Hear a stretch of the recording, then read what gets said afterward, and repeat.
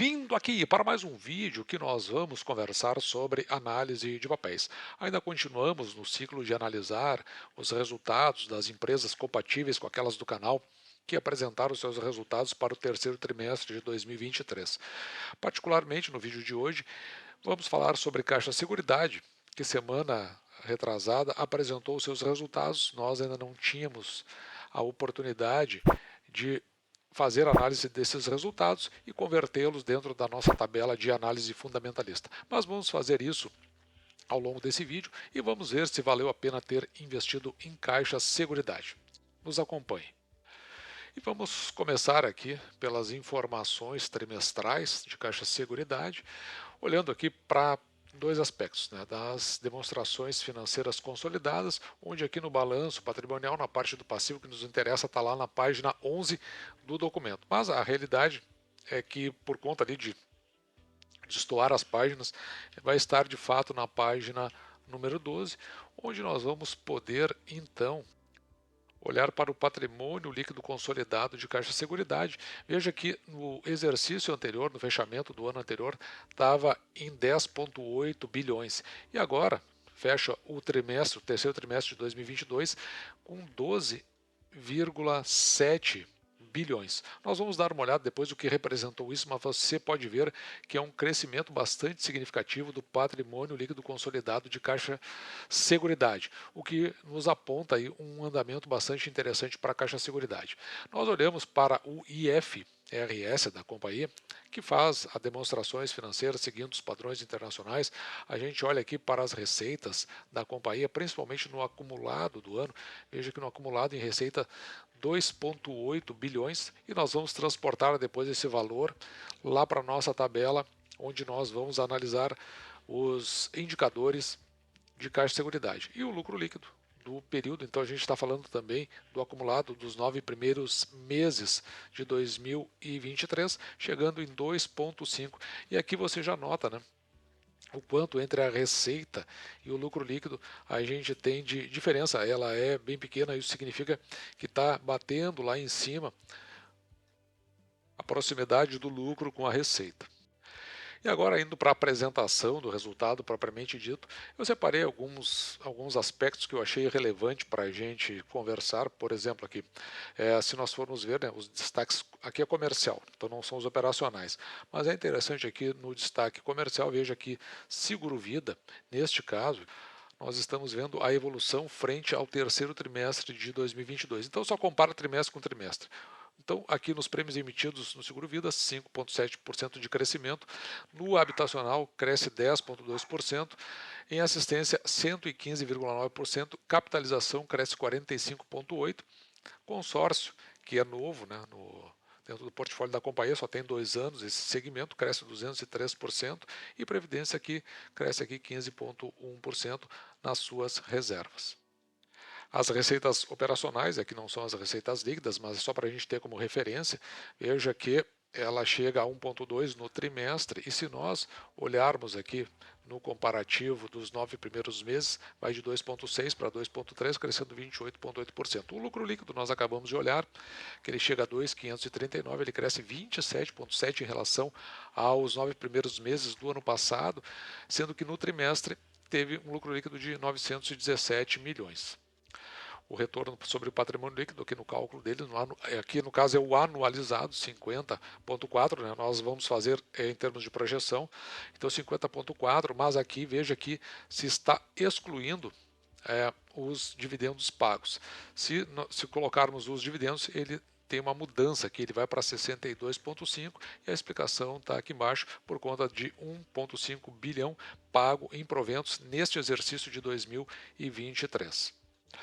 Olhando para o desempenho comercial do negócio de risco, veja que os prêmios emitidos, eles crescem 4,6%. Eu vou sempre usar como referência para acelerar aqui a apresentação, os primeiros 9 meses do mês. Eu raramente vou falar sobre o trimestre propriamente dito, mas quando isso acontecer eu faço ressalva. Já os prêmios ganhos, eles crescem aqui 10,6%, saltando de 5,9 para 6 2,6 bilhões.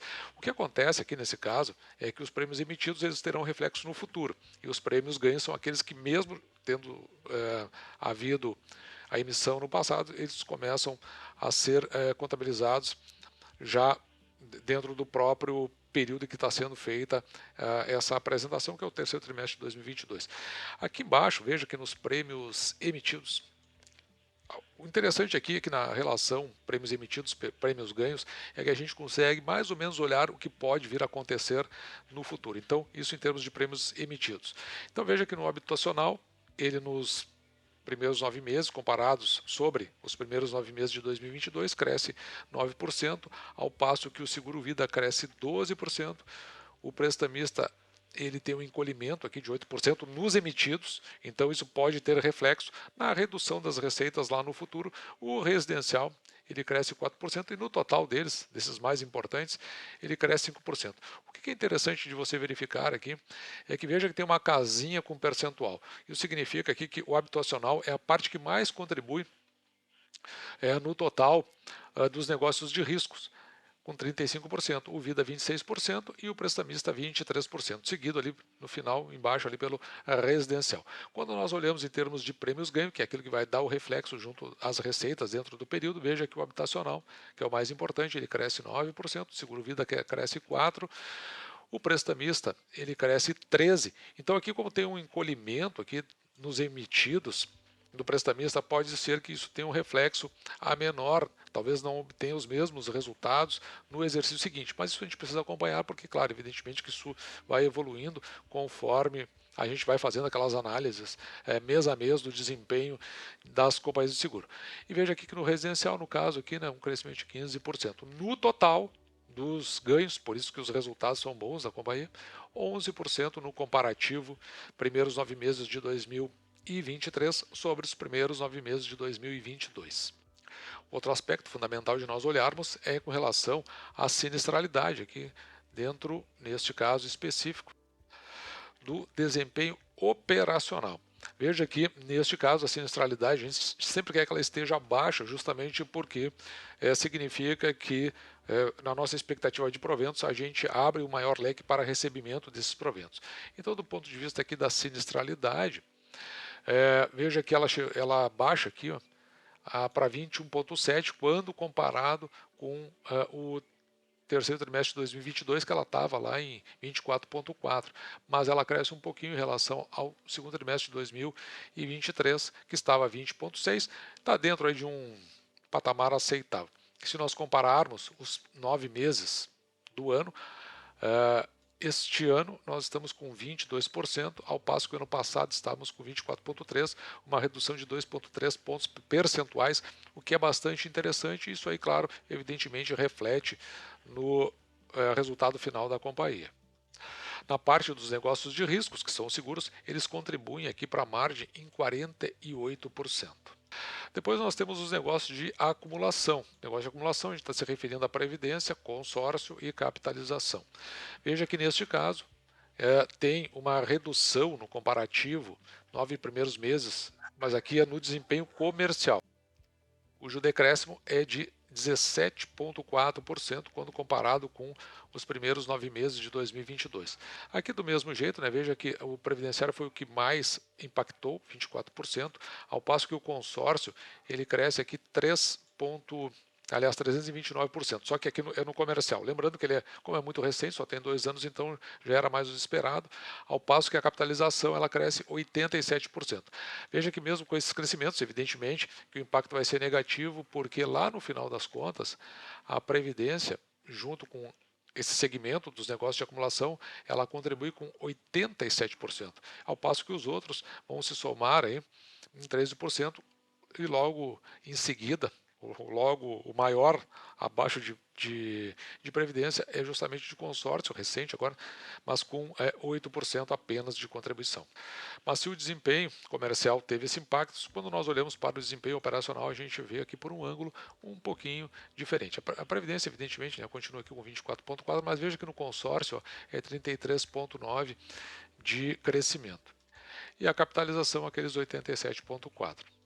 E na receita operacional, veja que a previdência aqui ela acaba na verdade, crescendo, mesmo que tenha reduzido no comercial, que é o negócio propriamente dito, o reflexo do operacional, que vai refletir em termos de valores, ele cresce 11%, o consórcio 232%, capitalização 74%. O somatório de todos, ele cresce 37%, e aqui a gente vê que a contribuição nesses primeiros 9 meses de 2023, lá para o final da receita operacional, é de 24% nos negócios de acumulação. Então, a gente já consegue ver que a parte de negócios de risco, ela tem a maior contribuição para a receita operacional da companhia. De qualquer forma, na receita operacional, veja que ela tem esse crescimento aqui de 25%, mas aqui no comparativo trimestral, que são, aqui está arredondado, né, esses 26% que estão aqui embaixo. Já nos negócios de distribuição, que envolve as corretagens, então a receita de corretagem ela cresce 15,3% em relação aos primeiros 9 meses de 2022. E aqui a corretagem por segmento, né? Veja aqui na parte de seguros, cresce 7%, na parte de consórcio 65%, já era esperado, né? Até pelo desempenho que a gente tem visto no crescimento do consórcio, que é muito novo.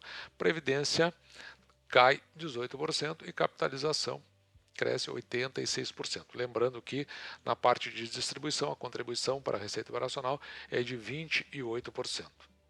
E ao mesmo tempo que a gente fala de receita, a gente olha para o outro lado, que é a parte de despesas. As despesas administrativas, que é esse que ele chama de IDA, ela cresce 10%. Quando faz um índice combinado, que a gente junta as despesas administrativas mais as despesas gerais, inclusive envolve aqui pessoal, veja que a participação em relação à receita, ou seja, o quanto tu precisa comprometer da tua receita operacional, que é esse percentual que está aqui, ó, é de 54%. Se a gente olhasse para banco, seria como se fosse o índice de eficiência.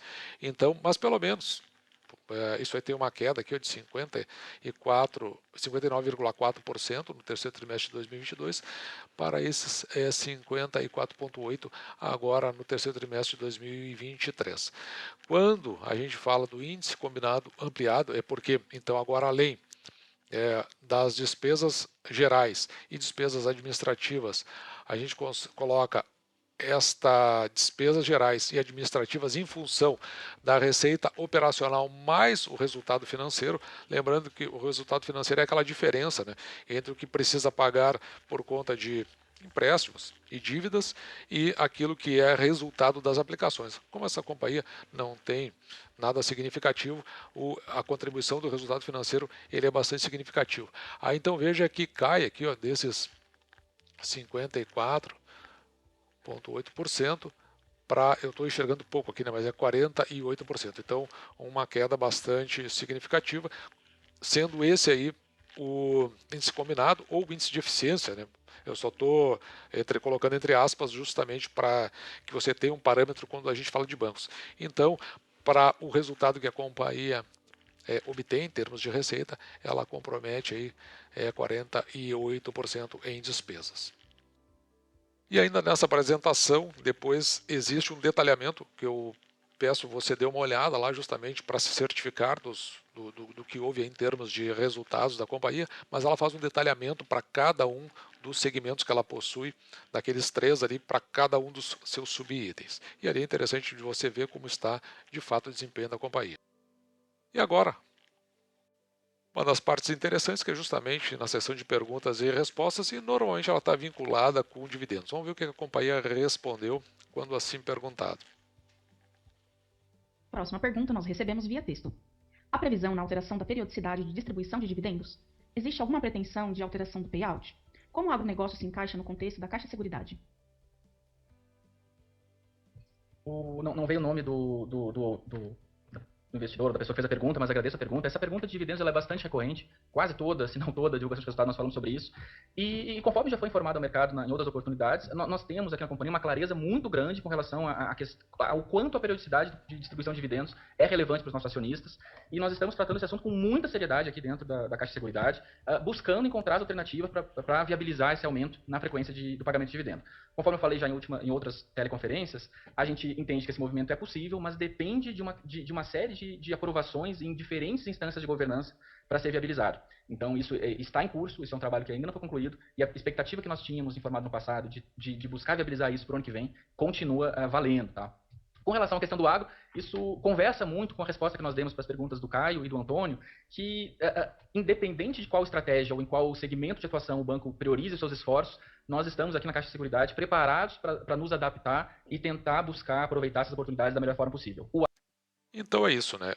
Ainda continua em estudo para que os proventos pagos por Caixa Seguridade ocorra trimestralmente, ao invés de semestralmente, como a gente viu esse ano, e também eles estão de olho aí na questão do agro, justamente porque isso reverte lá na parte dos prestamistas.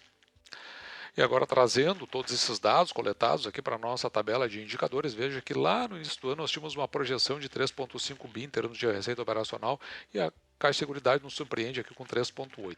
Nós tínhamos uma projeção, conforme o crescimento médio composto da companhia, para um lucro líquido de 2,9 bilhões e também nos surpreende aqui positivamente com 3,4 bilhões de projeção para o final do exercício de 2023. E veja que o dividendo que já foi pago esse ano, porque é o pagamento semestral, então a gente já encerrou a questão da análise do pagamento, chegou a R$ 1,01 e com isso, quando nós dividimos esse valor, R$ 1,01 por 6%, que é o mínimo que aceitamos receber em termos de proventos pelo valor que pagamos pela ação, o preço teto, quando olhamos para o futuro, fica em R$ 16,81. Só que, já incluído esses proventos, na média, a Seguridade, ela é muito recente na Bolsa de Valores, ela é do meio do ano de 2021. Veja que o preço teto médio, os proventos médios pagos nesses 2 anos e meio foi de 71 centavos, o que nos dá um preço teto aqui, quando olhamos para o passado, que é o mais importante deles, em R$ 11,93. Ao tempo que fazíamos esse vídeo, o preço da ação estava cotado a R$ 11,13. Veja que o patrimônio líquido da companhia chega a 12,7 bi, cresce 17,19% em relação ao fechamento do ano passado, é um crescimento muito significativo, muito alto. Com isso, o preço da ação dividido pelo valor patrimonial por ação em 2,62, quando está acima de 2, a gente entende que a ação ela passa a ser considerado cara para o método do canal. No entanto, como a gente sabe que essas companhias de seguros, normalmente elas são desmembradas do banco, como Caixa Seguridade, BB Seguridade, a gente não leva muito em consideração isso porque ela utiliza muito da infraestrutura de onde ela se desmembrou e, evidentemente, ela não herda um patrimônio que seja bem ajustado. Então, por isso que a gente deixa essa questão, a meu ver, até um sinalizador, na verdade, quando se olha para esse segmento de seguros, que pode de fato estar barato essa ação. Já o preço da ação dividido pelo lucro líquido por ação em 9,71, se você comprar a R$ 11,03, você vai receber de volta em aproximadamente um pouco menos de 10 anos. Com esse provento pago pela companhia para este preço que nós apuramos a ação no momento do vídeo, R$ 11,03, ela tem aqui um dividend yield de 9,6%, o que é bem acima daqueles 6% que nós procuramos. E no final, como sempre, eu deixo um comparativo aqui no caso Segura Seguro, que eu vou depois disponibilizar no Instagram do canal, mh.investir, para que você faça o seu comparativo com todos os dados que nós apuramos para esse dia 20 de 11 de 2023, o dia de hoje que eu estou gravando esse vídeo, com todos esses dados e que você possa fazer o seu comparativo. O que me chama a atenção aqui aqui nós temos, claro, né, a IRB, que não tem pago proventos, está no processo de reestruturação, mas é BB Seguridade. Mas um aspecto que chama atenção, eu deixo para você avaliar, é que o dividend yield de Caixa de Seguridade está em 9,6% na nossa projeção, ao passo que o BB Seguridade está em 11,61%. Olhe todos os demais indicadores para verificar se isso é um indicativo de qual deve melhor caber, no caso se você tiver interesse, na composição da sua carteira. Dito isso, eu espero que você tenha gostado, eu vou ficando por aqui, desejando que você fique com Deus e deixando para você, como sempre, o meu grande abraço!